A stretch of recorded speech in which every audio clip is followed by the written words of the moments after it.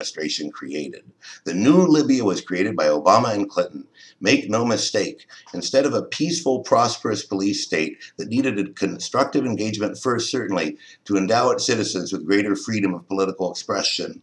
And Gaddafi's son, Saif, had been working. He allowed creating a rapprochement and release of prisoners that had been imprisoned. In the only atrocity in Libyan history domestically that had ever occurred in those 42 years. And America is full of hundreds of them, but the only mass execution that occurred was a prison uprising of jihadist Islamists in 1993 approximately, where 1,200 were killed. And Saif al-Islam was pushing to introduce more liberalization into Libya. And at any rate, so there were forces within the Jamahiriya that were trying to create modernization of Libya. This would have been an opportunity to put pressure on the Gaddafi Jamahiriya to allow a constitution to come forth, and military operations could have commenced after such an effort, but no such effort was ever made. It was arrogant, unilateralist, imperialist, impunitist, assuming we're all going to get away with it. We don't have to listen to anybody else. We don't have to do research on the conflict. We don't have to look at it as anything beyond a two-dimensional issue. And we don't have to be responsible for the consequences. You watch how they're saying now the tough part begins now, and we're on your side. Bomb the country, kill Gaddafi, kill most of his family, and then say, good luck, boys. I mean, this is Libya we have created. If we abandon, it's so disgusting, I almost would wish we would abandon it now. We certainly should just get the hell out tomorrow, because the likely extension of American involvement there is going to just keep involved killing and torturing of the people in Libya. The thuggish way that Gaddafi was handled was a logical fulfillment of this witless, warmongering administration.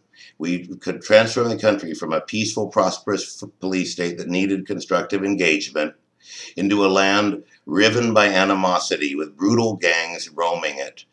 In Tripoli, when there was a small demonstration of loyalists, the Islamist brigade there, which is run by Belhaj, a former a jihadist who was affiliated with Al-Qaeda members, they opened up on their apartment buildings with anti-aircraft guns and heavy weapons, very crime we accused Gaddafi of, and it turned out has never been proven or even has a shred of evidence that heavy weapons were used against civilians once.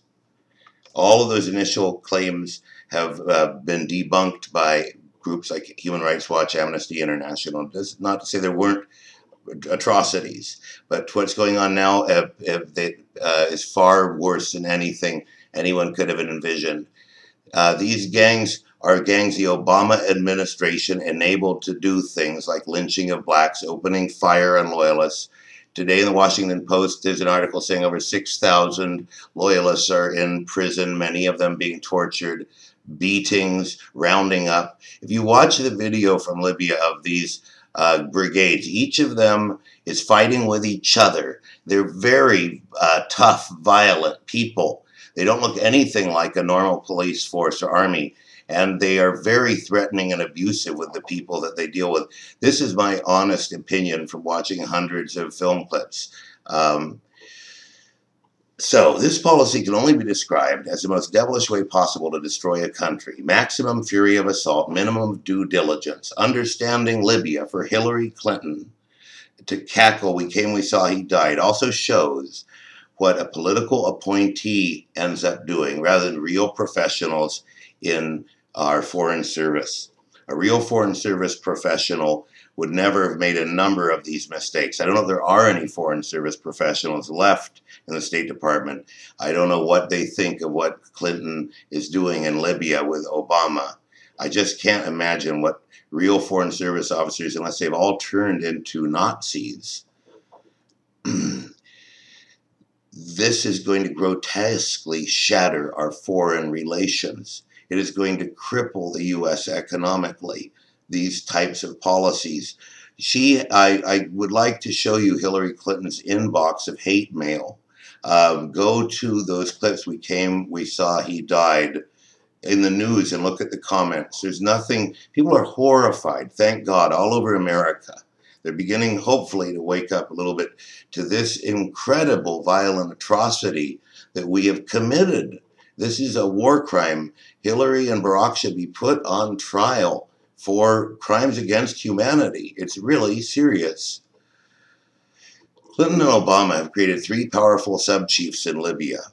Tripoli is ruled by Belhaj, a notorious Islamic extremist with ties to Al-Qaeda. The Misrata and their brigade I already told you about.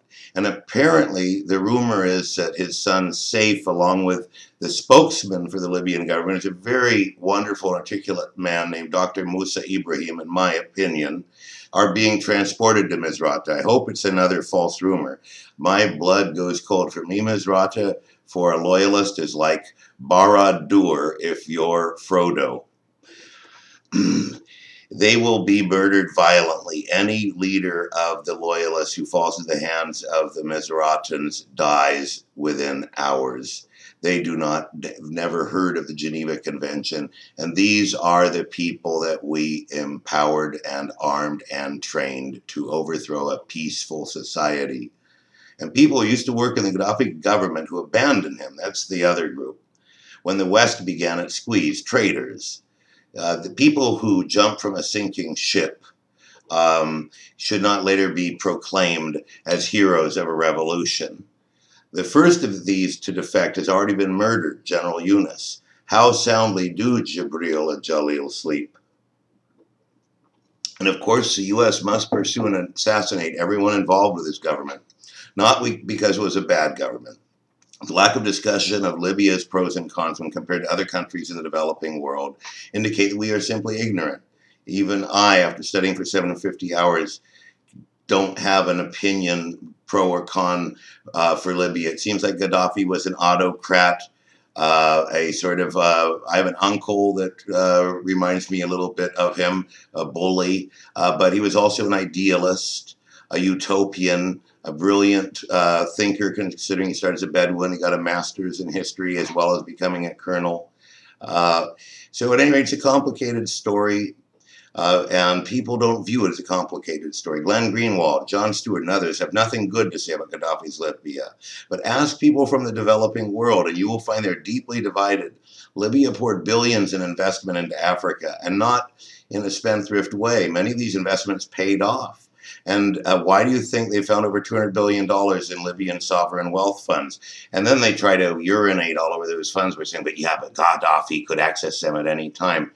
It's just a false equivalencies. Anytime you say anything good about the Libyan government, you have to immediately discredit your own statement by making some sort of a non-scientific aspersion. Well, of course, the people running an autocratic regime have access to its accounts. That's not the question.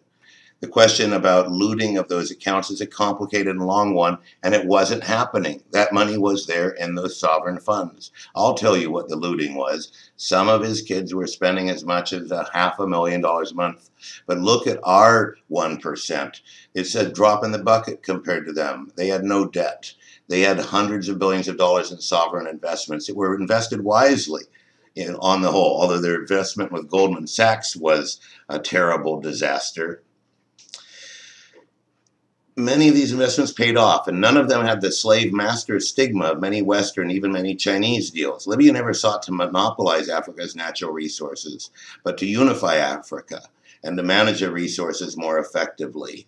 So we have to kill everyone involved to make sure that history judges this as an American success and doesn't allow any head to be lifted up from the bloody, cracked sand to say, Libya was a better place before you came to it, Hillary and Barack. My name is Alexander Hagen. Good night and good